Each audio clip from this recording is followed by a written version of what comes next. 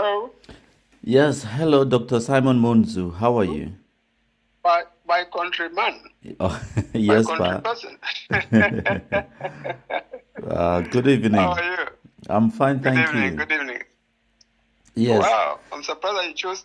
I'm surprised that you chose such a late hour for yourself. it's only because I was working late and I'm working late tomorrow as well. So, this time of the night, Wow. I want to do a few things so that I'll sleep through the early hours in the morning. Mm-hmm. I see. Yes, Okay. So how have you been? I've been Family? fine. Thank you. Mm-hmm. Okay.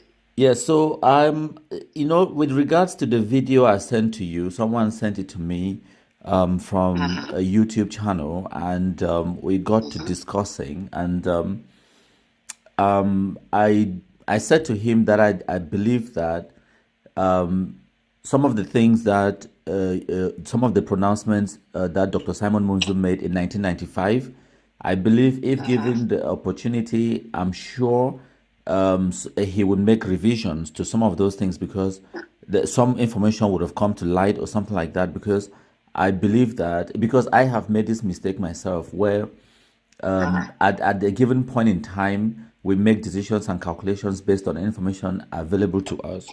And at later Mm-hmm. times, we get confirmations or get exposed to further information that probably changes our worldview. So that's Mm-hmm. why I sent you that clip and also Mm-hmm. some parts of the Constitution that the federal Right. Constitution, with regards Mm-hmm. to how we moved from the Federal Republic of Cameroon to the Mm-hmm. United Republic of Cameroon, because a lot of people hinge on that particular abrogation of the federal form of state or federal constitution as the actual source of this Anglophone crisis that we're experiencing in Mm-hmm. Cameroon today. What is your opinion on that? First of all, let me say that I would not hesitate to change my point of view on any issue if I receive a stronger or more correct or more accurate, argument in favor of a contrary view. You know, today, if someone were to advance arguments that are cogent and which would be a basis for my changing the position that I adopted in 2015 or 2000 or 1995, I would change my position because unless you are of bad faith, if you are advancing a position based on analysis of available information, then if new information comes to light, you ought to be prepared to adapt or review your position based on that new information that has come to light. Thank you. So I would have no hesitation changing my position, except that in this particular instance, I don't see any basis for changing what I said, the position I adopted in 1995. Now it is true that Article 47 is one which those who say that the dossier ought to be reopened in the sense that Southern Cameroon or West Cameroon, as we should call it at that time, was not treated fairly, but even more serious, that the recourse to changing the country from a federation to a united republic was in violation of Article 47. Now, that is an argument that has been advanced based on the precise and specific wording of Article 47. You see, so and I would say that while it has come people have been talking about it ever since this crisis started in 2016. But I would remind everyone that I was one of the first, if not the first, to ground our Federalist, the quest for return to federalism, ground that on Article 47, which I mentioned in this interview on Actualité Hebdo, which the young man Ngamba, who was running the Actualité Hebdo in those days, had me as his guest on the 23rd of May. On the 23rd of May, 1993, I believe. Mm-hmm. And I raised that issue, basing myself on Article 47. So yes, I mean, we can make a case that the adoption of the unitary system in 1972 was in violation of Article 47. Okay. Sorry, I have a bit of a cough, so please bear with me. Oh, for sure. All right. So, now I would submit to you that those who make that argument that Article 47 it's somehow problematic in the abrogation of the federal constitution, I have a different reading to that particular opinion, because when I look at Article 47 and the argument you have advanced, Article 47 says that any proposal for the revision of the present constitution which impairs the unity and integrity of the federation shall be inadmissible. I believe that is what you have a problem with.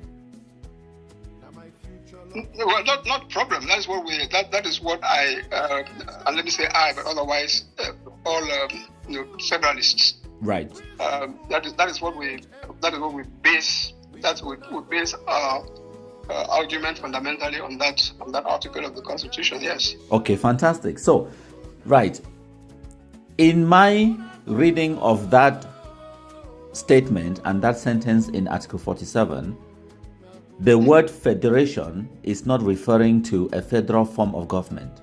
The word federation refers to a nation.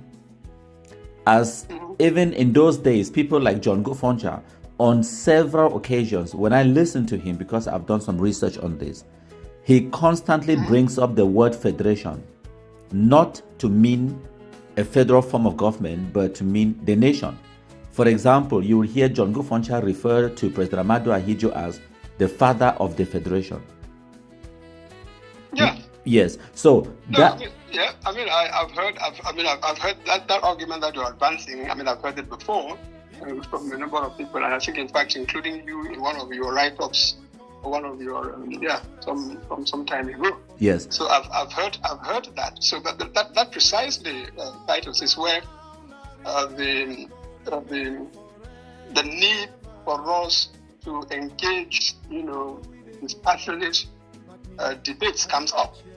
Okay. Mm-hmm. Now, it's true that if this matter were in a court somewhere, where the proceedings or the suit were brought by, say, the defendants of federalism, and they come up and they say the reason why we are saying that 1972 was flawed is because the referendum of 1972 violated Article 47, and they would advance their argument in favor of that position. What are you relying on?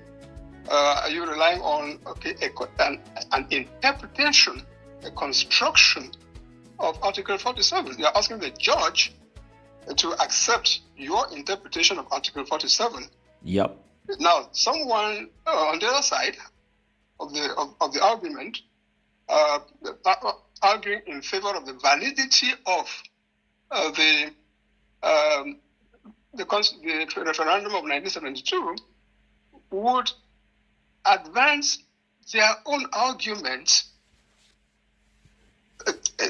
on the basis of which they would be inviting the same court, the same tribunal, or the same whatever, the same, let's say the same court, to hold that there was no violation of Article 47. So you see, both parties are saying that they're anchoring their arguments, their debate on Article 47. Okay? Okay. And at the end of the day, the person who would need to rule would be, the arbiter would be the judge. And a judge will rule in favor of one side, and if that side, and if the side that loses is not happy with that, that side will go on appeal and so on, up to maybe the highest court of the land, and where the argument and the debate would end. Okay, so that's how it ought to proceed. Now, unfortunately, in this Cameroonian context, we don't have that process. That was my next question. Mm-hmm. That was my next question. You've already answered it, because it doesn't seem like we have an avenue to adjudicate the matter in that kind of way, where there will be a judge or a panel of judges to listen to arguments and rule on it. But then I'll circle back before the end of this conversation for us to talk about a way forward with the federalism agenda and whatnot, because I myself, I'm a federalist. I believe federalism would serve Cameroon better, but I have a different approach to it, how we get to that place where we can have federalism or federal form of government in Cameroon again. But then that is a discussion for later. Now, talking about, as you've already mentioned, Article 47, the federal constitution, and we've talked about your argument that the changing of the constitution that did away with the federal form of government went against the Article 47 of the constitution. And I submit to you that I don't see it that way. I think the founding fathers, someone like Estimuna, John Gofoncha, Amadou Ahidjo, and the list goes on, who crafted this document, did not mean a federal form of government cannot be cannot be impaired, but they meant the unity and integrity of the nation shall never be impaired. So I've made that argument, and you've countered the argument, and like you said, we don't have a panel of judges to decide on that. So let's just agree on that we disagree on that. Is that fair? Yeah, but why we do that? Effectively in terms of mutual self-education. Yes. Maybe I educate you, you educate me, and that is how these discussions should proceed. Absolutely. Especially when we are doing it with a view to finding a solution to what we both recognize to be, an actual problem. Yes. To which we have to find a solution. Now, let me tell you, Titus, that if I were counsel for those who are arguing in favor of the validity of the 1972 referendum, I would take exactly that argument that you are taking. So intellectually, it is possible for Simon Munzu to argue on the one hand exactly what you are saying, namely that the way to interpret the word federation in Article 47 is not in terms of the form of the state, but in form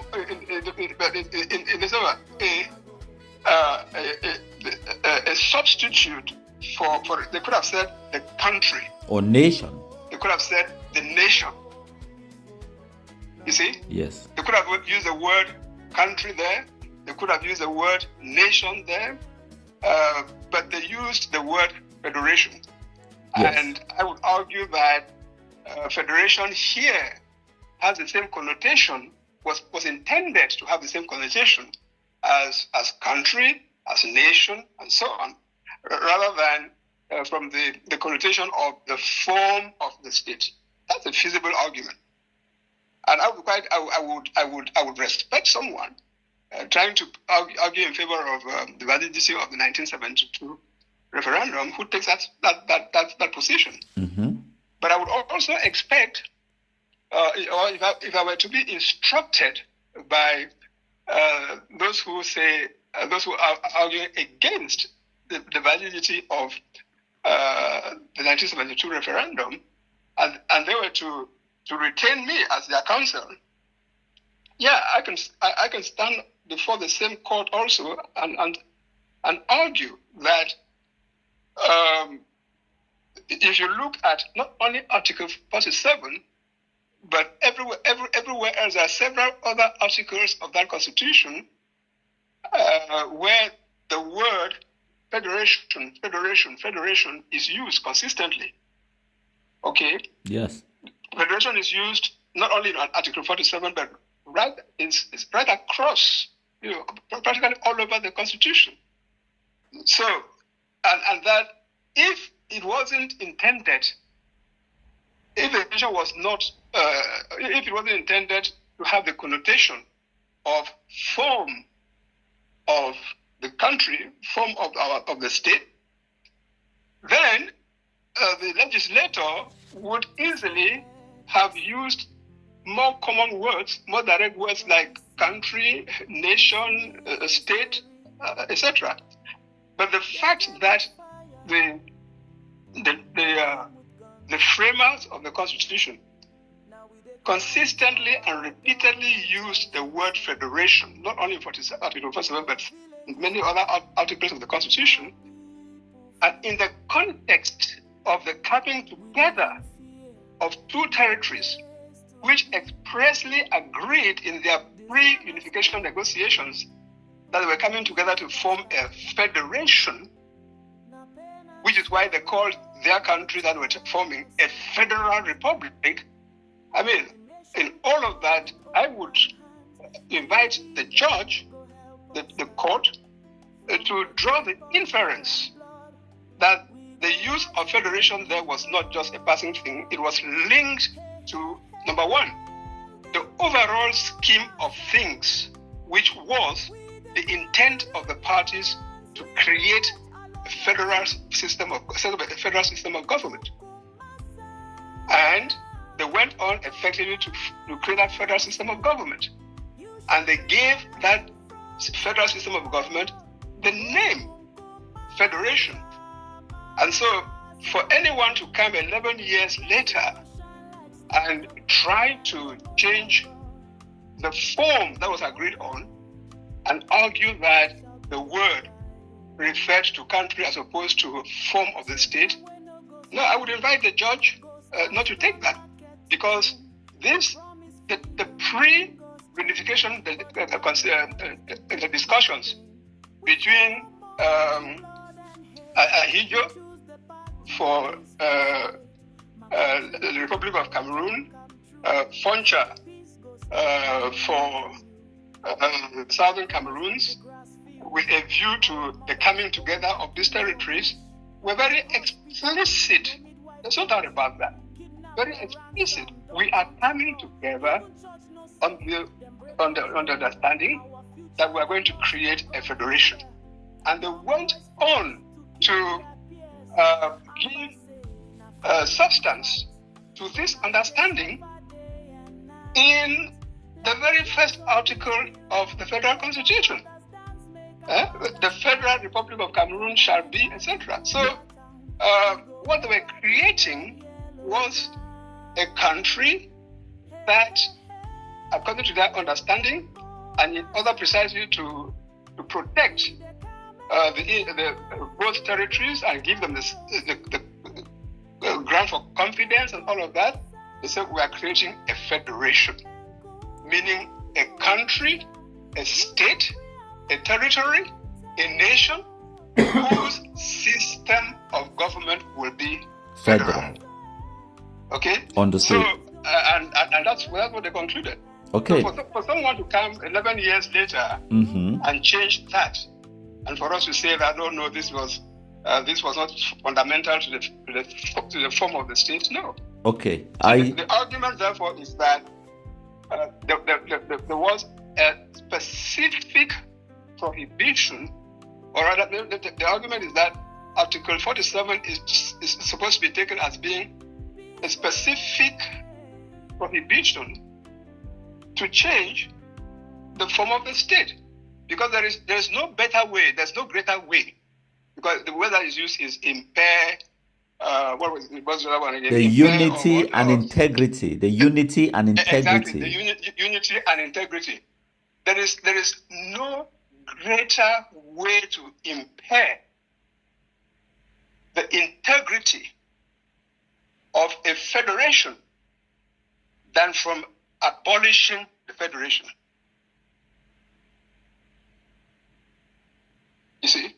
So the impairment here is even in terms of, we are introducing certain little amendments here and there that will water down the sense of federation, blah, blah, blah, blah, blah. In this particular instance, it was the abolition of the federation.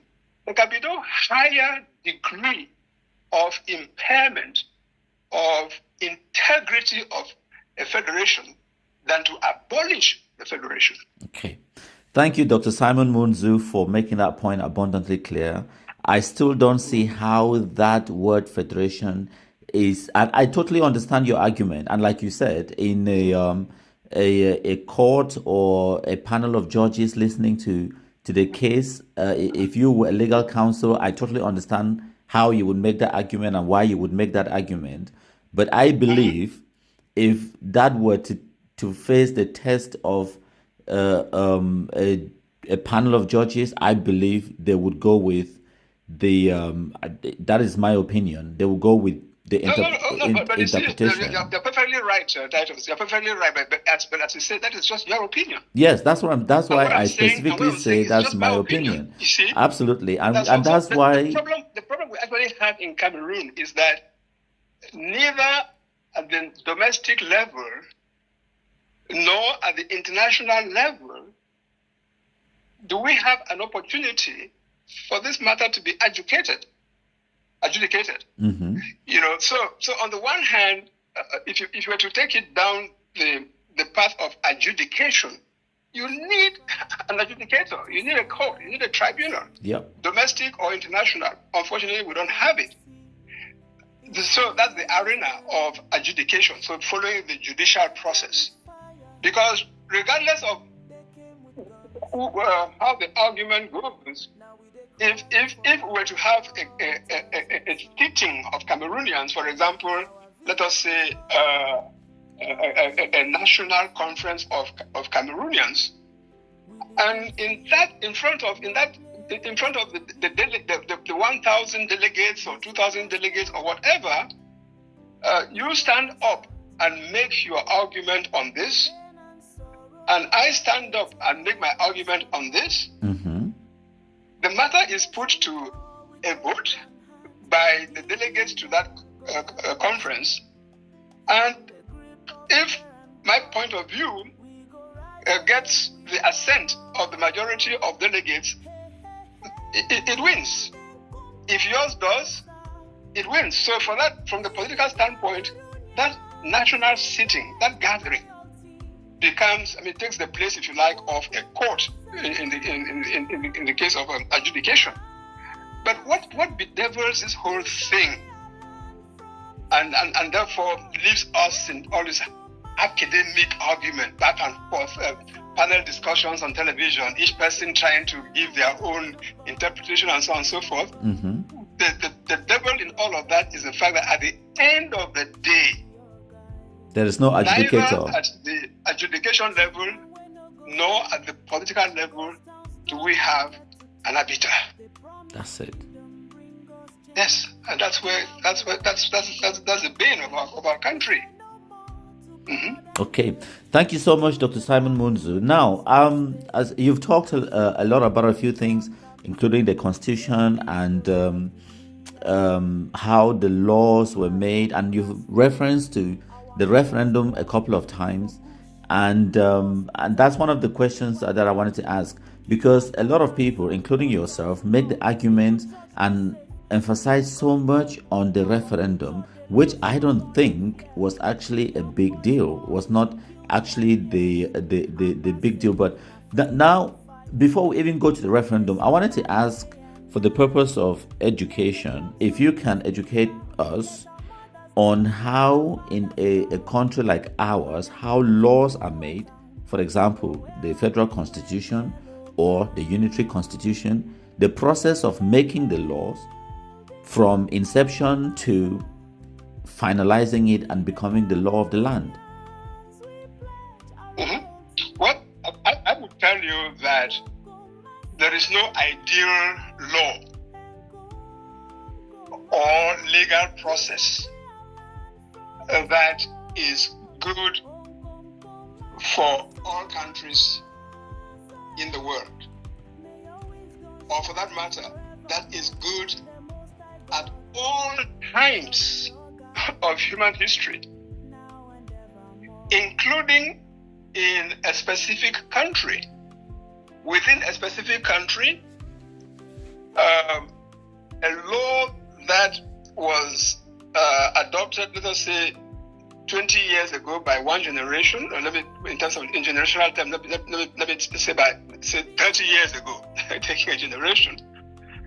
Now, nothing stops the citizens of that same country, that same territory, 30 years later, saying that what our people did 30 years ago doesn't suit us now, so we want to change it. And they'll be perfectly entitled to change it. I'm in the habit of saying that no generation can decide for another generation, for a future generation permanently. No. Every succeeding generation is entitled, while considering their present situation, to look back at what the generations that came before did and decide to maintain or not to maintain what those past generations did, if it doesn't correspond to their aspirations of the moment. Okay? So with that as a premise, you take the evolution of legislation in the Cameroon we're talking about. It's like the United Cameroon, whether it's united or unified Cameroon, but in any case, the Cameroon constituted from these two territories coming together effective 1st of October 1961. Yes. Now, we, as the Cameroon that we know today, we take 1st of October 1961 as a starting point. Yes. In our lawmaking. Okay? So, and what was the initial legal instrument in our lawmaking? Resolution 1608. Exactly. The Constitution, or the enactment that carries the name, the Constitution of the Federal Republic of Cameroon, that came into force on the 1st of October 1961. That's our starting point. Yes. Now, in that federal that instrument then sets out a number of things. Who we are as a country, how we are to be structured as a country, whom we empower to run our institutions as a country, from the perspective of the executive, from the executive functions, from the perspective of the legislative function, from the perspective of the judicial function, and so on.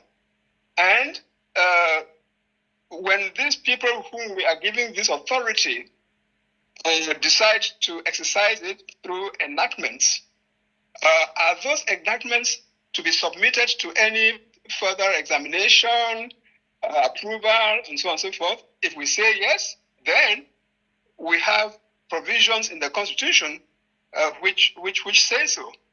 And therefore, a president of the federal president, or the Federal National Assembly, or the federal judiciary purporting to exercise its authority, has to comply with what the stipulations of the law. And if they don't, then the next thing is, what recourse can we have? So and as time goes on, when we find that a particular provision of that initial corpus of law no longer serves the purpose of the nation, obviously people will demand that the law be amended and give the reasons for doing so, advancing the advantages that are to be derived, or the ills that are to be cured by an amendment, and so on and so forth. So the starting point is that the Constitution of the 1st of October 1961, but flowing from that, a number of things have happened ever since. Right. It seems, based on your articulation, because you started by saying that there is no ideal law, and then you went on to say that any law in any country can be amended, and one generation cannot make laws for the next generation permanently. So then that begs the question: the authority and the body that constituted and made the federal constitution, does that body not have exactly the same authority to change or even abrogate that same constitution? No. No. That body at the point of inception, let us say when you take people going to Fumban and later on in Yaoundé and all of that. So at the point of inception, when they're discussing the content of what would turn out to be the nation's fundamental law, namely the Constitution of the Federal Republic of Cameroon of 1st October 1961. Now, the people who sit, whether it's in Fumban or subsequently in Yaoundé or whatever, they are sitting there working to give us the fundamental law of the land. Yes. Okay. But once they have agreed on the content of the fundamental law of the land, that they become functus officio. They are no longer the people whom every time that you find that something needs to be amended or whatever, you don't necessarily go back to the same people. I'm not necessarily sorry, Pa. Dr. Munzu, I'm not talking about people. As I mentioned, an authority. For example, the federal constitution, I'm talking about authority, not individuals. The federal constitution. Okay, so authority like what? Like the federal. Be specific then. Okay. Like the Federal National Assembly, like the Prime Minister of West Cameroon, the Prime Minister of East Cameroon, the head of state of the Federal Republic of Cameroon. These are not individuals, but institutions, and authorities. Correct. Okay, I understand you. Yes. Okay, but precisely because they are institutions, number one, created by this fundamental law. Yes. Right? So they are creatures of this fundamental law, and they also created the fundamental law, because it was a constituted assembly of Cameroonians who decided to create the federal constitution, right? Yeah, but okay, that is let's not get mixed up. Okay. It is true that at the inceptual stage, when you convene a constituent assembly. Yes. Okay. You convene a constituent assembly. You can give it whatever name you want, but that gathering of people have been brought together to deliberate and come up with something that they say is the Constitution. Okay? Yes. Now, that Constitution sets up institutions, including those that did not exist before. So it sets up institutions. It assigns responsibility, authority tasks to those institutions in a system governed by the rule of law. Every one of those institutions going forward has to operate in conformity with the existing law. Yes. Okay, so it doesn't come up. It doesn't come up and say, oh, because we are the National Assembly, we were there. We are this National Assembly that was established through taking the Federal National Assembly. They took 10 parliamentarians from the Southern Cameroon's House of Assembly and 40 parliamentarians from the legislature of La République. They formed the first Federal National Assembly. Okay, and the 50 of them sat in Yaoundé. Okay, as the first parliament. That first parliament, its functions, its attributes, its powers are not arbitrary. They are governed by the specific wording in the federal constitution. The federal constitution, yeah. So as long as the act within within the terms of that of that those initial provisions, that's fine. That is why, for example, just staying with that example of the way the federal parliament was initially constituted. I mean, between 1st of October 1961 to sometime in, I think, April or May or June of 1964. Or 1964, yeah. Yeah. We had the Federal National Assembly made of those 50 people, but then it was understood under the terms of the Constitution that those particular MPs, their tenure was provisional, right? Mm-hmm. It was provisional, pending the organization of federal parliamentary elections in, I think it was 1964, 1965, the first one. In the Federated States. Okay. Yeah. In the first one, where parliamentarians, the Federal National Assembly, were elected. They were not co-opted or proposed by the two federated state assemblies. These ones were directly elected, right? Mm-hmm. So any one of those any person who was in the Federal National Assembly during that interim period, but who did not manage to get themselves elected when the first election was held in 64, 65, mm-hmm. Cannot come and say, oh, I was a part of that first assembly. No, Pa, but then we're talking now about individuals, not authority. No, that's what I'm saying. Those individuals, there's a correlation. Those individuals are telling you, they're not saying that the individual is arguing that he was blah, blah, blah, but he is also saying that he was part of the institution. No, he was an individual. He was a part of a constituted assembly. But now exactly. He is but, not. But that constituted assembly is an institution. But then that's why. So yes. The point I'm trying to make is that for the purpose of this discussion, the point I'm making is that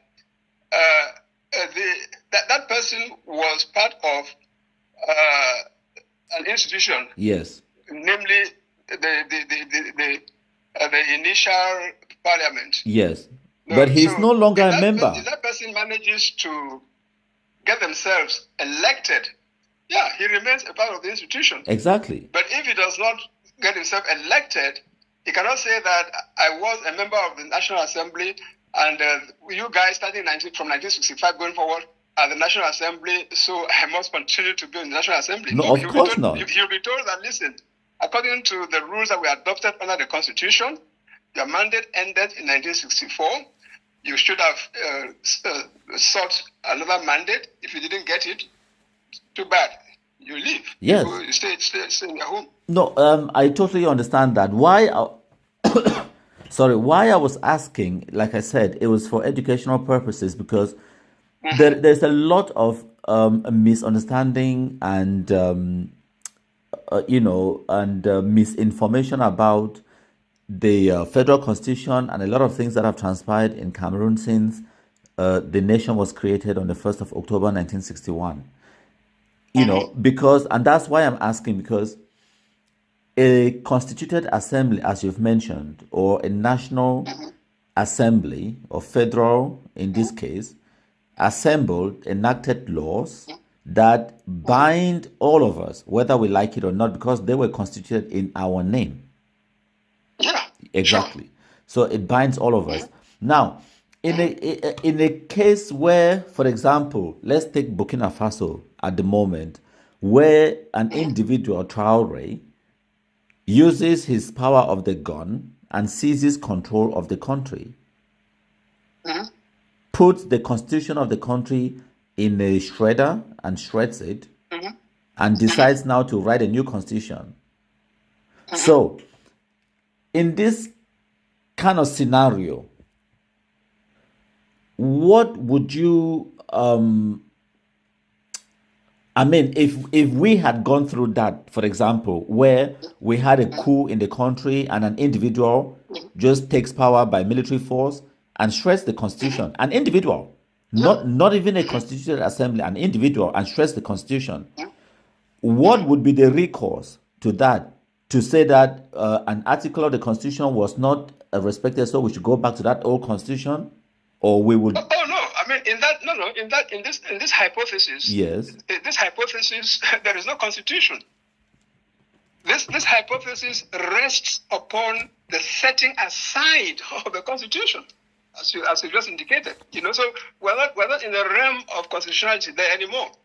The strong man, General Yakubu Gawan or or Captain Traore or whoever, simply announces effective the 15th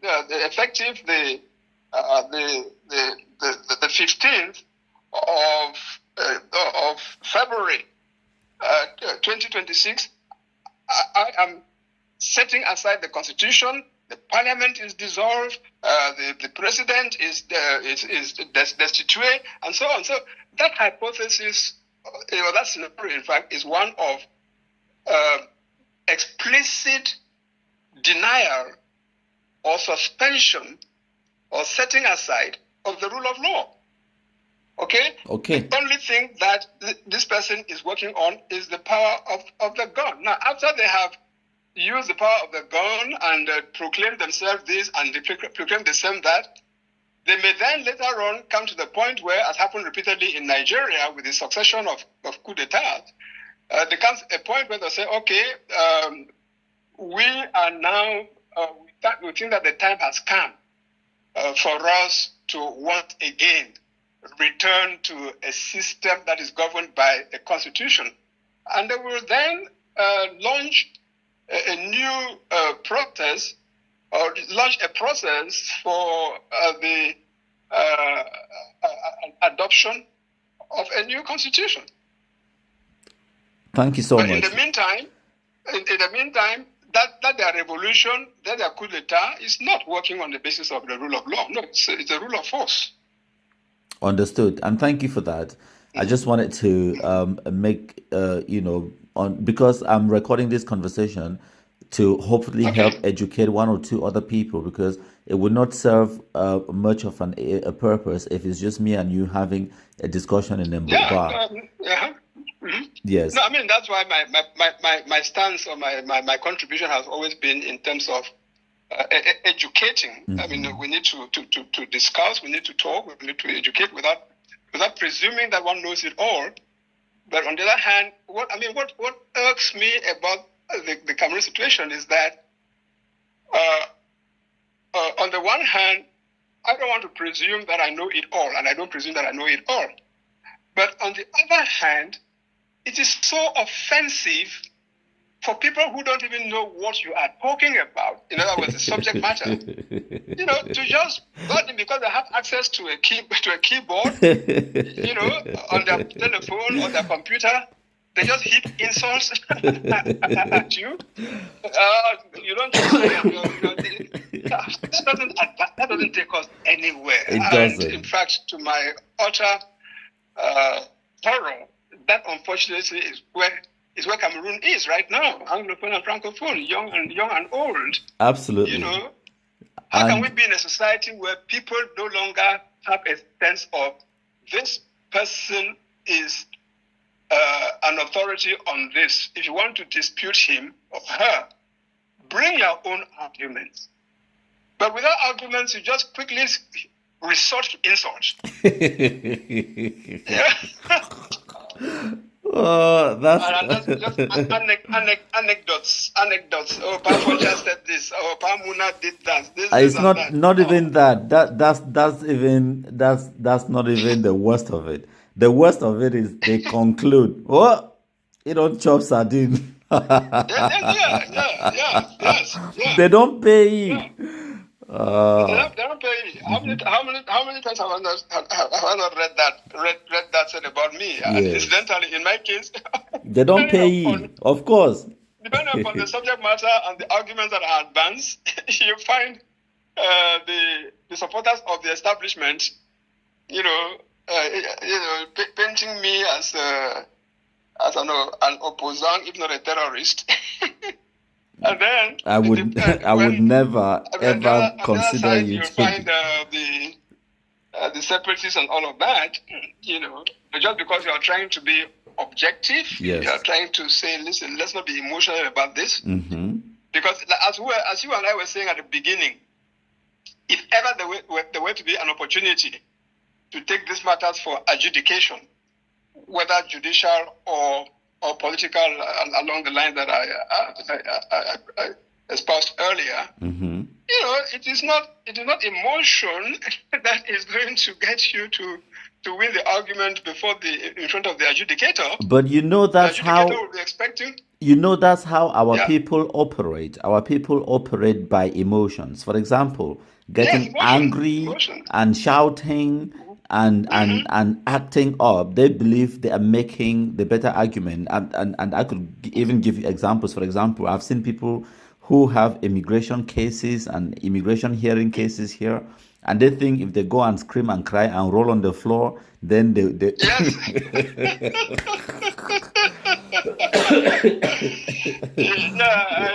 I saw something similar. I watched something similar, and I was like, wait a minute, these people are just jokers. Obviously jokers. When Tibor Naj was assistant Secretary of State for African Affairs at the U.S. State Department. Yes. On one occasion, he was invited to a panel discussion on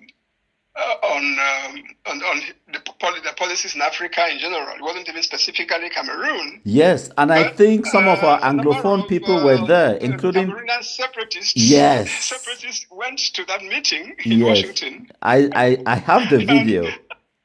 I see. Okay. Yes. And at some point, we were crying and the mock weeping, weeping. Yes. To get. What kind of drama is this? That's how our people operate. It's by emotion, either anger or it's emotional. But yeah, Pat, thank you so much. I want to move on to the next part of this conversation. I wanted to talk about the referendum. You've mentioned it a couple of times in this conversation, because here is my bone of contention. Correct me where I'm wrong. A lot of people, and I have heard this from yourself and the separatists and SCNC leaders, put so much emphasis on the referendum of 20th of May 1972. As though it was the referendum that changed the constitution, that abrogated or did away with the federal constitution. I submit to you that it wasn't the referendum. The referendum was just the sampling the opinion of the people who had the sovereign power, who exercised their national sovereignty through a referendum. That is how I see it, and I believe that's how Amadu Ahijo also saw it. The referendum was sampling the opinion from the people. I have this proposal to make to you. I bring it to you as the people who hold the sovereignty of this nation. You advise on this. I've given you my ideas. This is what I want to do. You tell me if it is right or not. That's what the referendum was all about. The actual constitutional amendment was not done by referendum. It was done by an act of parliament. No, but it was done by an act of parliament as the implementation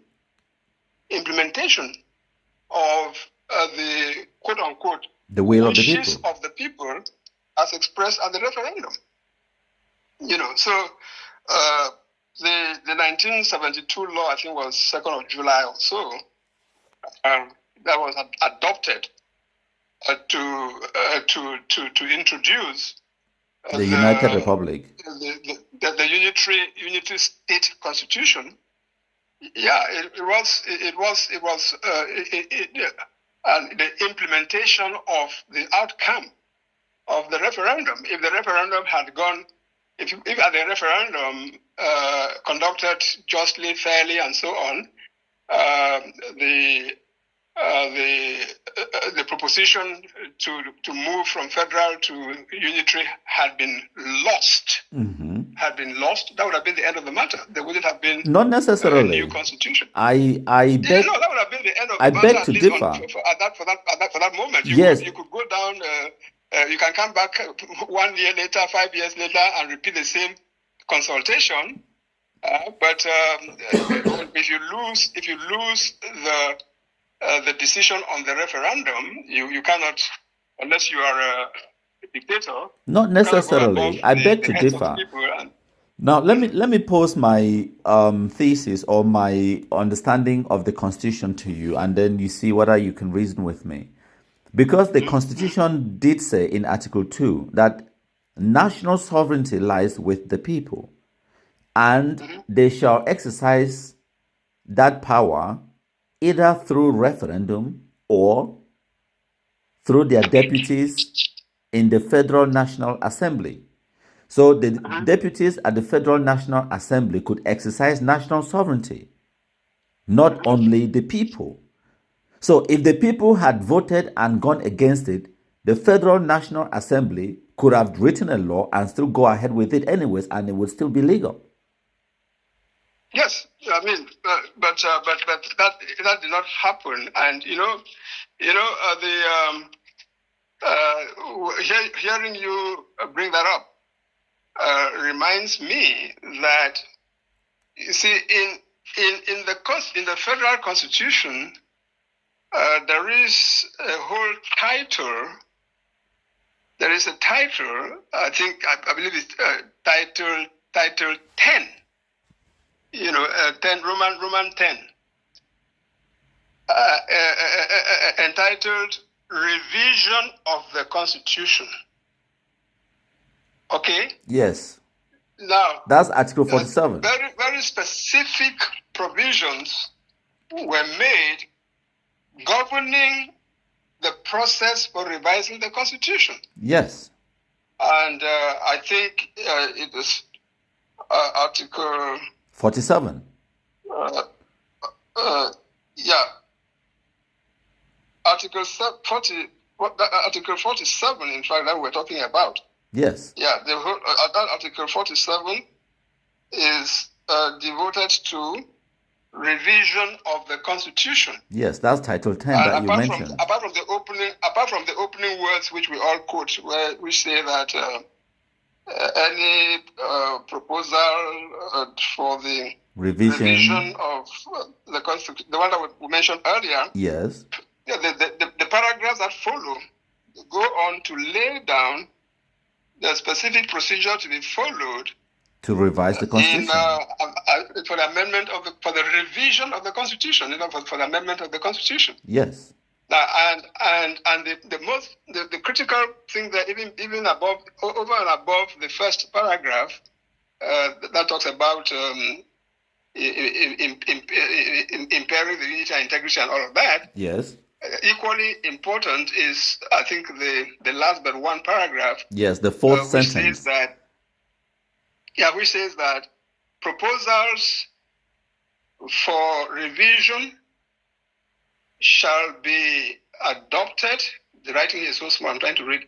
Adopted by simple majority vote of the members of the Federal Assembly. Yeah, provided that. Then comes this proviso that was put in there expressly to protect. Yes. This proviso, which says, provided that such majority, so that simple majority that has just been mentioned. Yes. Provided that that majority includes a majority of the representatives in the Federal Assembly of each of the federated states. Yes. Now, you see, in law, there is a rule that if in a legal instrument you have a provision that deals specifically with an issue, with a topic, and you have other provisions under which that topic could fall, but which are not specific to that topic, if there is a conflict between the specific or special and the general, understandably, the specific or special prevails. That rule of interpretation, as it happens, forms a part of a common law applied in countries like the United Kingdom and the United States and all of that, as it does in countries of civil law as France. So it's a well-established principle of interpretation. Okay? Okay. So when we are talking about the revision of the Constitution in 1972, what should have been followed is this Article 47, the paragraphs that I have just read. It was not Article 2, because Article 2 talks in general terms about sovereignty belongs to the people, and the people shall exercise sovereignty through the members of parliament or by referendum. Okay, can I get a word in? So Article 2 talks about how it talks about how the sovereignty which belongs to the people is to be exercised. Article 47, especially the paragraph that I just read, yes, deals specifically with the modality for revising the Constitution. So the section that Ahidjo should have resorted to in 1972 is not the section of Article 2, but rather Article 47. But now, Dr. Munzu, sorry, let me get a word in. Yes. I submit to you that Ahmadu Ahidjo did not just, take the powers from Article 2, but also from Article 47, Title 10, that you've just mentioned. Because, and this is what I don't understand, why people pay so much attention to the referendum. Like I said earlier, in my 1 second, let me just get, in my opinion, in my opinion and the way I see it, the referendum, just like the plebiscite in 1961, was just to ascertain the wishes of the people by voting on the 11th of February 1961, in the plebiscite, did not make former Southern Cameroons join Cameroon. It was getting the wishes of the people. By voting on 20th of May 1972 did not automatically mean that the federation was abolished or the federal form of government was abolished. Let me land. No. Honestly, I won't be long. Sorry, I thought you were about to. Go ahead. Yes. Right. What happened after in 1961 as in 1972 was that a constituted assembly, a body, an authority sat and looked at the result from the plebiscite or the referendum and then drafted a document that were voted on. In the case of 1961, the resolution 1608 was adopted. In the case of 1972, the Unitary State Constitution was drafted and tabled to the Federal Assembly. And that is where the veto power, this is what I call the veto power of each federated state, what we just read in Title 10, Article 47, Paragraph 4, which says any proposal for the revision must be adopted by a simple majority, provided that you also have a majority from each of the federated states. So our elected deputies that were elected and sent to the Federal Assembly, they must have voted for the Unitary Constitution in order for it to become law. There is no other way for that Unitary Constitution to have taken effect unless the constituted National Assembly, and I have researched this, I've spoken to people like Dr. Julius Ngo, and with my own research and information that I've gathered, and also with the evidence that is in front of us. People like Pa John Gofoncha, Pa EML Endele, Pa Estimuna, yourself, Dr. Simon Munzu, Dr. Fonlon, and a bunch of other intelligentsia from the extraction of former Southern Cameroons who were alive then, who partook in the referendum and were aware and saw and knew exactly what was happening in 1972. None of them that I know of raised a question. They voted for it in the National Federal Assembly. So how can we then complain that Title 10, Article 47 was not respected when a constitution was duly drafted, it was submitted to the Federal National Assembly, it was debated on, and they voted on it. And Article 47 was respected because a majority from East Cameroon voted for it and a majority from West Cameroon voted for it. That's how the Unitary Constitution came about. So am I wrong? And where am I wrong? No, I mean you're perfectly right in terms of the procedure for adoption of the Constitution. But remember that we have to distinguish between the legal basis of the argument or of the demand for a return to the federal system of government and the political basis. Now, when it comes to the legal basis, we would argue that the starting point is the referendum, because it is the referendum that opened the way. The referendum, he just chose the referendum to open the way for the drafting and submission of the 1972 Constitution. I agree with you that, in fact, he didn't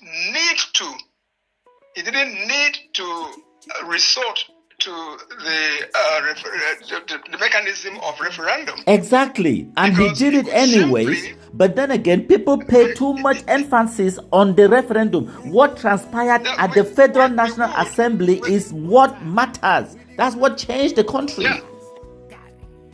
Okay, but you see, that's what I'm saying, that unfortunately, in the specific circumstances of the evolution of the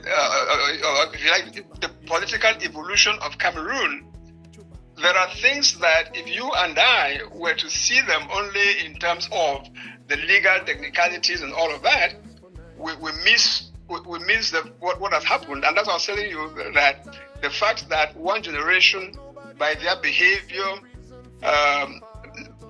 brought a consequence that is being borne today by subsequent generations. Those subsequent generations have a right, are entitled to do what they need to do to shake off those consequences. Yes, let me tell you, I agree with you. Precisely in the ideal situation, having Ahidjo coming before the parliament in 1972 and tabling the draft of the constitutional proposal that became the Constitution of 1972.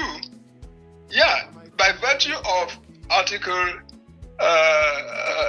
47, paragraph 1, 2, 3, 4, I believe. Yes, paragraph 4. Yeah, if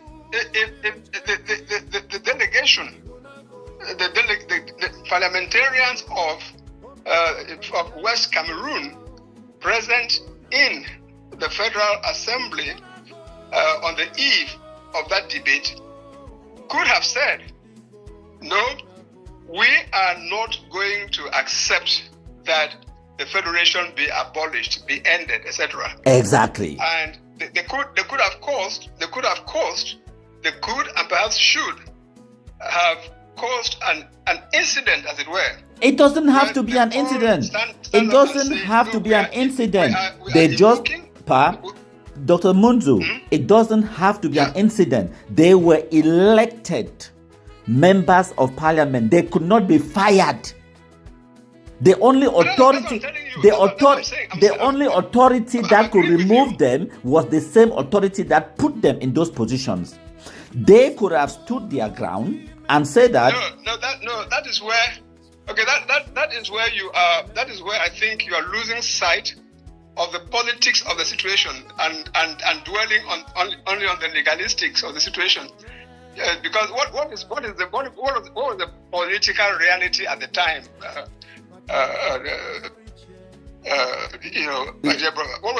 Okay, let me answer the question. Let me answer the question you've asked, because I know the angle and direction the politics at the time was that President Ahmadu Ahidjo had too much power.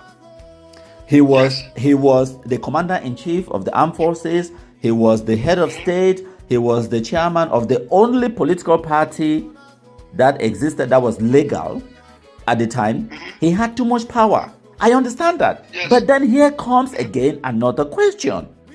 Who gave him all that power?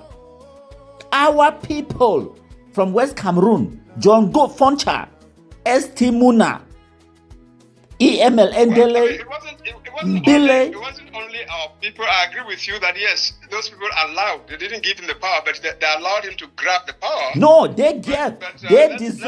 They dissolved their political parties. We cannot blame President Ahmadu Ahidjo for infighting in West Cameroon. If we go into the details as to how that happened, yes, we'll find that they had a good proportion of the blame. There are things to answer for, because I mean they will tell you that Ahidjo was a dictator, a tyrant, and all of that.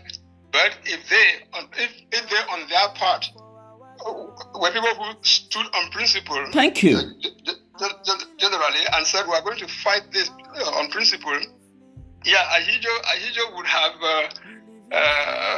have beaten his retreat. I don't. At least considerably. Okay, Dr. Munzu, can I ask you just one question?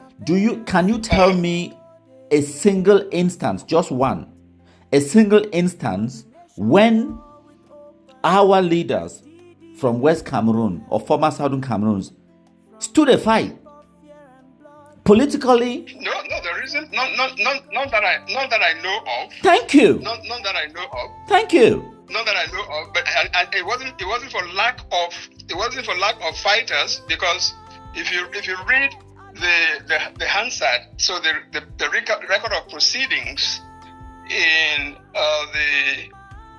West Cameroon House of Assembly, you would find that there were at the federal state level, there were parliamentarians, especially of the opposition, the likes of Motombi Welete, Nbile, Ndeli, Tumaza, maybe, who expressed their concern about the way that the KNDP was behaving, was handling exactly. the proceedings, You see, and so on. We have that. So that is infighting. That is infighting.